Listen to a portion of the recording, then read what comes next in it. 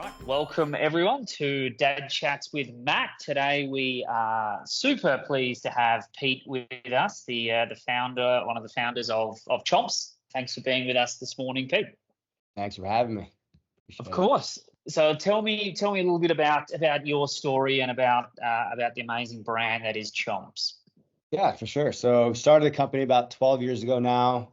You know, the idea for Chomps. Oh, by the way, if you're not familiar with Chomps yet, they're better for you meat sticks, and so we make them with grass-fed, grass-finished beef, free-range, antibiotic-free turkey. We have a venison SKU in there as well. But if you just think about we're more about like what we don't put in the product than what we do, and I think that's kind of the way we think about it. No sugar added to any of our products, no artificial ingredients for preservatives and all those things. And it's actually interesting too in the meat snacks category. I don't know if anybody knows this, but the sugar usually added to the product for shelf life and for it helps with cosmetic issues and all those. So on our end, we had to step up on the quality control side of things, the investment, just to make sure that we're putting out good quality product each time. But yeah, we've been doing that again for 12 years. The idea for Chomps came around. I was a personal trainer throughout college, training a lot of clients up in the Hamptons where I grew up. And these are very busy professionals, but I would spend a lot of time, probably too much time. This is about 20 years ago, by the way. Spending a lot of time making these, meal plans and grocery lists, and they never stuck to them. So, the wheels started turning, coming up with various ideas or products that I could bring to market to make their lives easier. And Chomps was one of them. Yeah, and they taste amazing. As you say, simple, clean ingredients, on fire. You guys are doing amazing things. I've been very lucky to know you and Rashid for a couple of years now, and sort of not only great guys, but been very generous with your time and advice and help, and really appreciate the friendship and the relationship. So You're a good one, Matt. We love talking to you. We love everything you're doing, and we love your brand. So it's win-win. Exactly, win-win. So all right, so that's the work side of things. Then you've got a couple of kids yourself, Pete. I've got 3 kids. So I've got a 7-year-old boy, 4-year-old girl, and about a 1.5-year-old boy. I live down here in Naples, Florida, with my beautiful wife Stephanie, who's a saint. She raises the kids when I'm out here slanging meat sticks. So that's the tricky thing, right? It's really hard, especially because I know your team is fully remote, so you probably do a fair amount of travel. I mean, particularly with you looking after the sales side of things. How much sort of traveling are you doing in the old days versus now, stuff like that? Well, I mean, pre-COVID, it was obviously very different than it is now, as you know. But I think back in the very early days, I just kind of lived in an airport, because back then it was like, I think I mentioned the quality control side of things. We actually hand inspect every single stick that we manufacture. So we have a very robust, inspection process, and that would take place in one of the warehouses up in Chicago. So family all lives down here in Naples, Florida. Spent a lot of time, probably more time in Chicago than I did down in Naples in the early days, or flying around, doing sales. Nowadays, though, it's nice. We have a great team, and we're mostly remote. A lot of the team is actually based in Chicago, but nowadays we're hiring from all over the place. Yeah. Are you obviously not only work in the better for you industry, but you live the lifestyle. You said you're a personal trainer. You look ripped and amazing. That's not a filter. I've met Pete in real life. He is that. Thank you.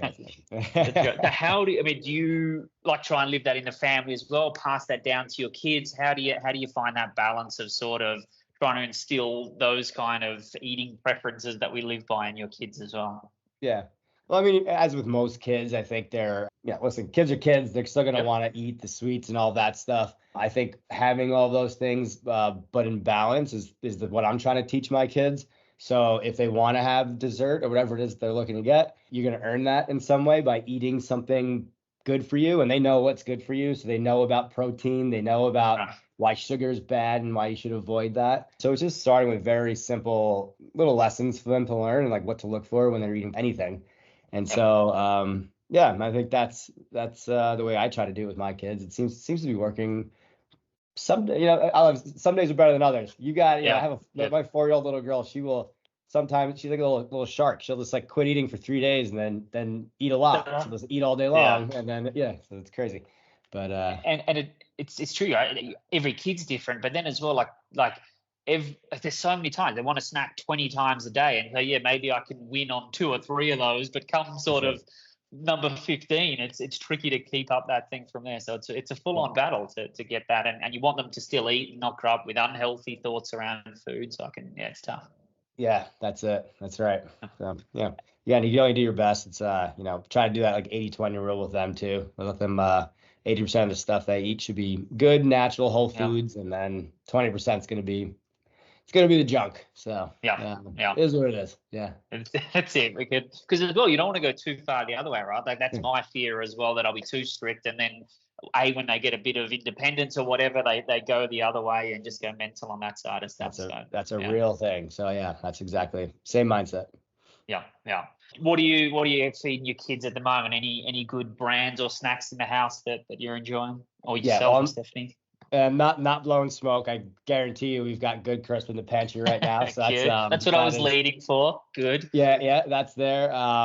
Perfect bars. Actually, I would say my kids eat too many. Actually, it's like I feel like they should try to probably cut down on the perfect bars a little bit and eat some other sources of protein. But they love Chomps, obviously. They eat more perfect bars than they do Chomps, and I'm actually pretty upset about it. I'm not gonna lie. I get that feeling when my kids are eating someone else's chips. It annoys me. I know that feeling very well. But we've got, they're eating, every morning. It's always like, what do you have for protein? What do you, and so it's like they eat a lot of these. Koya is actually a big problem solver for us. My 7-year-old loves that, so he crushes those. Any kind of those Greek yogurts, the Oikos 000 and they eat, and there's a couple other ones. Just eggs. I mean, if you keep it real basic, eggs too in the morning before they go to school.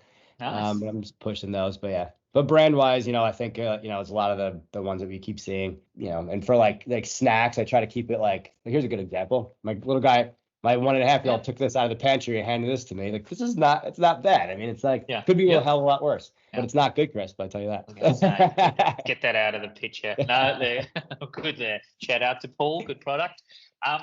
So what about your kids and your business? How do you? I mean, obviously now your oldest is 7. He's starting to understand some more and things like that. Do you talk to them much about the business side of things and entrepreneurial side?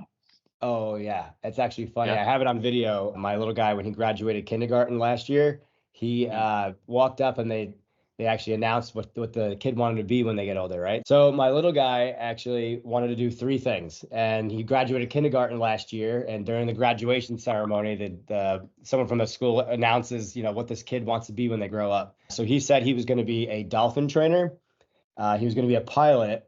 And then when he retires from doing those things, he's going to become Chomps' CEO. Hey, nice. Oh my God. Look out, Liz. Nice. He's after your job. Yeah, exactly. But yeah, nice. No, I mean, it's funny. He is our biggest salesman. It's the funniest thing. He's just loves the product. He loves that it's our family's own brand, and they he preaches about it all the time. So. And he actually uses it to bribe the teachers at school, I think. So he's constantly going in the pantry. He grabs a ton of them. I'm like, dude, where are these things going, man? You got to stop giving away all the inventory. He's selling them. He's got a little side gig going on at school. Yeah, exactly. He's actually funny, man. He took, Prime, the drink that's crazy right now. So I tried to let him drink too much of that, but he's got to have it. So he's taking them, and each bottle of Prime, he was pouring them into these little ice pop maker things that you put in the freezer. Yeah. Each bottle can get him 3 ice pops. And so he buys the bottle for, I think it's $5, and he sells each pop for $5, and he takes them to the playground, and he's selling them. He puts them in a cooler, he puts all the ice and stuff in the cooler, and I'm like, dude, who taught you this stuff? But it's that's cool. He's a hustler, man. Yep. So. That's cool. I mean, I was going to ask you, because you're very entrepreneurial. You started multiple businesses along the way and stuff like that. So, you're seeing that in your kids. That's a pretty cool feeling, I suspect. Yeah, it's nice. It's nice. I think he's gonna do a lot better than I did. I think he's funny, man. He's actually got a good engineering mind too. So I'm excited to see what he comes up with in his when he gets a little older. So yeah, that's cool. No, that's really cool to see. And then what about, sort of on that side of things, starting the business, obviously, with sort of, as mentioned, around sort of the travel side of things. How old were your kids when you sort of started up or doing a lot of that travel? It's actually funny. we found out that we were landing Trader Joe's. So we get the phone call from Trader Joe's the first week of February, which is the day after we found out we were pregnant with my wife was pregnant with our first kid. So that was 4 years in. We were running Chomps, and I just remember thinking like, man, this is such a fun thing. I remember having an exact conversation with my wife because I was doing real estate to pay bills, but Chomps was like the passion, right? And I remember keep thinking, I would talk to her at night about it. I'm like, man, if I could just build this up to this amount of money per month or whatever, like I could actually live off this and do that full time. And like, I just want to be able to do this full time. And so, but then we found out we were pregnant with our first kid.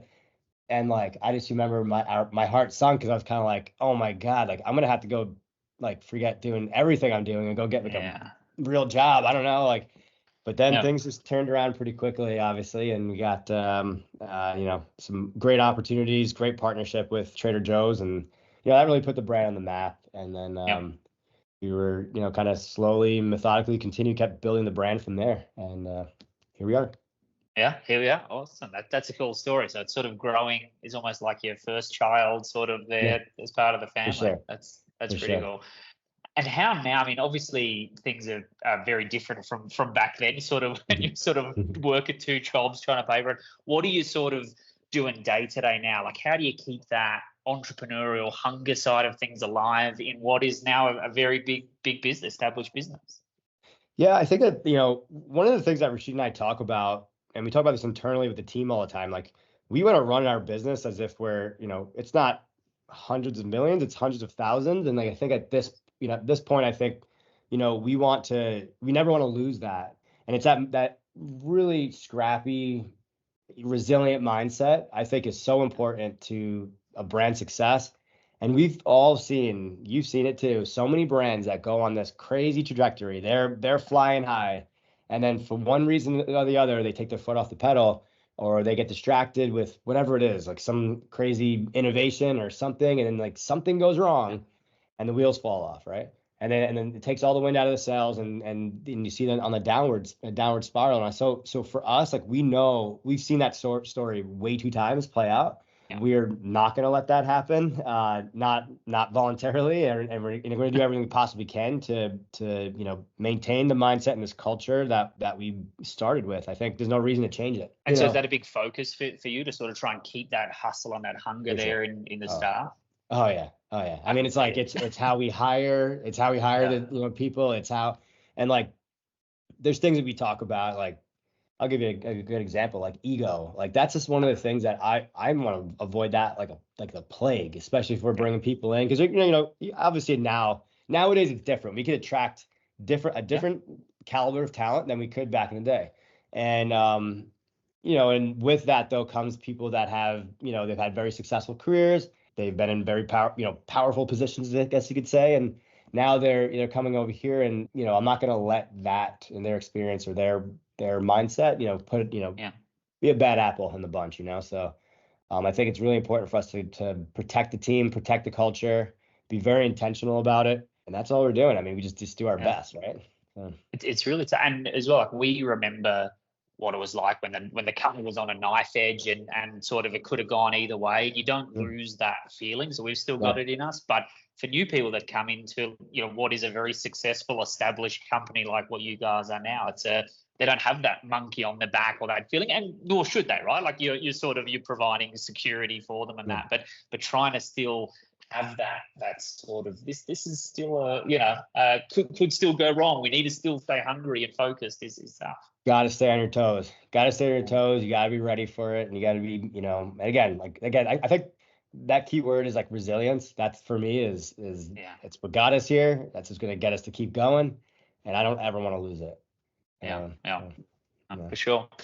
Awesome. Well, Pete, I appreciate you chatting through all that with me. I want to finish on our usual dad joke. Do you happen to have a dad joke lined up that you can share with us? Oh, man, I've got like an arsenal of dad jokes. Nice. So my dad joke, and by the way, I'm blaming this one on my 7-year-old because he came home from school and he taught me this just the other day, and I thought it was hilarious. Nice. Yeah. So good. Why don't chickens wear underwear? Oh, I don't know. Why don't chickens wear underwear? Their peckers are on their face. There you go. There's such a good crossover between a 7-year-old joke and a dad joke. Exactly. And that does it exactly well. Yeah, I probably should have punished him for saying that, but I didn't. So I laughed instead. Yeah. And I took it and I stole it. Exactly. That's a good one. Perfect. Awesome, Pete. Well, I appreciate your time today. I know you're super busy, so thanks for spending some time to chat through and connect again. I really appreciate it. Always good to catch up with you, man.